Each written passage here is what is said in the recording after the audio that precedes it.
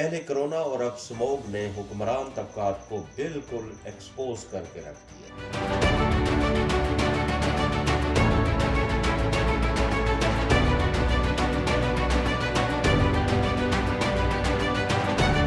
کہ حکمران جو ہے عوام کے لیے کچھ نہیں کرتے اور نہ ہی وہ کرنے کی کوئی نیت رکھتے ہیں، نہ کوئی ارادہ رکھتے ہیں۔ یہ سموگ جو ہے وہ بالکل ثابت کرتی جا رہی ہے۔ اور پہلے جب 2019 میں کرونا آیا تھا اور اس کے بعد آپ نے دیکھا تھا کہ کرونا جو ہے اس نے بھی ایکسپوز کر کے رکھ دیا تھا ہر ایک کو، تمام حکمران طبقات کو، کہ ان کے پاس تعیشات کی ہر چیز موجود تھی، لیکن ان کے پاس جو غریب لوگ تھے، جو محنت کش لوگ تھے، ان کے پاس کچھ بھی نہیں تھا۔ وہ بیچارے بھوکے رہ گئے اور بہت ہی اور اذیتوں کا شکار ہوئے، اور عام جنتا جو ہے وہ مر کے رہ گئی تھی۔ اور اب ذرا صورتحال دیکھیے کہ سموگ جو ہے وہ کافی عرصے سے پاکستان میں ایک بہت بڑا مسئلہ بنا ہوا تھا، اور اس حوالے سے پنجاب میں خاص طور پر اگر آپ دیکھیں تو پنجاب میں موجودہ حکومت جو ہے، پنجاب میں انہی کی حکومت رہی اور عرصہ دراز سے حکومت رہی ہے، لیکن اس حوالے سے کبھی بھی کوئی سنجیدہ ایفرٹ نہیں کی گئی، بلکہ اس کے علاوہ جو ہے لینڈ مافیا کو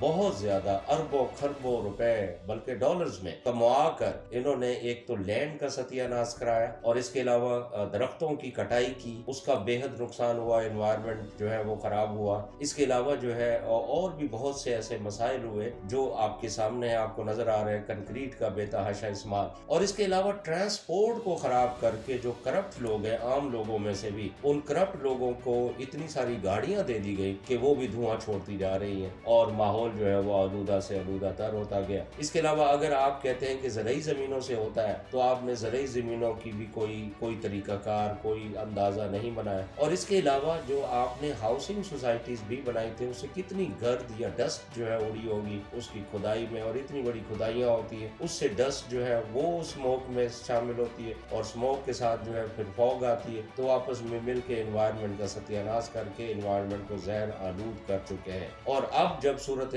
اتنی بگڑ گئی کہ لاہور جو ہے وہ دنیا کا جو ہے آلودہ ترین شہر بن گیا دلی کے بعد۔ اس کے بعد دیکھا جو آپ نے صورتحال، اب دلی کبھی نمبر 1 پہ آ جاتا ہے اور کبھی لاہور آ جاتا ہے، تو انڈیا میں بھی یہ مسئلہ ہے، دلی میں اور پاکستان میں بھی یہ مسئلہ ہے۔ تو بہرحال ایک بات تو بالکل طے ہے کہ جو عام لوگ ہیں، عام لوگوں کے لیے کبھی حکمران طبقات نہیں سوچا کرتے اور نہ ہی یہ سوچتے ہیں۔ اور اب صورتحال یہ ہے کہ عام لوگ جو ہے وہ بیچارے وہ اس زہر آلود فضا میں سانس بھی نہیں لے پا رہے اور سانس کی بیماریوں میں مبتلا ہو رہے ہیں۔ اور اس کے علاوہ آپ جو کرپٹ لوگ ہیں اور جو کرپٹ حکمران ہیں، وہ تو کسی بھی صحت بخش افزا میں چلے جائیں گے، سوئٹزرلینڈ چلے جائیں گے یا یورپ چلے جائیں گے یا ادھر پاکستان کے علاقوں میں چلے جائیں گے، لیکن ذرا سوچئے کہ غریب آدمی، عام آدمی جو 2 وقت کی روٹی پوری نہیں کر سکتا، وہ کہاں جائے گا؟ اتنے کرائے اس کے پاس کہاں سے آئیں گے؟ تو موجودہ صورتحال جو ہے یہ تقاضا کر رہی ہے کہ عام لوگ جو ہے اپنے حقوق و فرائض کو سمجھیں اور وہ ان حکمران طبقات کو دباؤ ڈالیں،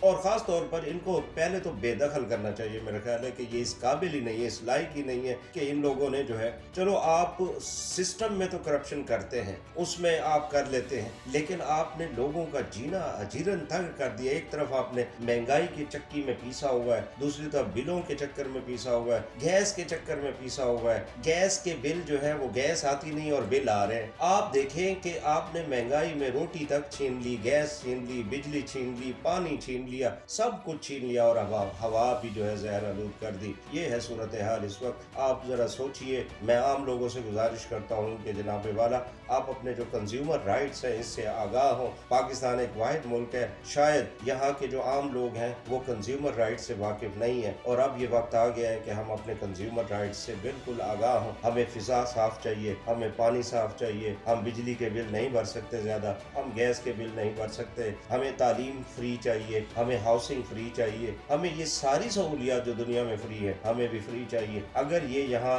یہ نہیں دے سکتے تو پھر ان کو حکمران کہنے کا کوئی حق نہیں پہنچتا۔ تو آج سے ہمیں یہ طے کرنا ہوگا، ہمیں ان پر یہ پریشر ڈالنا ہوگا۔ آپ کا شکریہ، آپ نے یہ سنا۔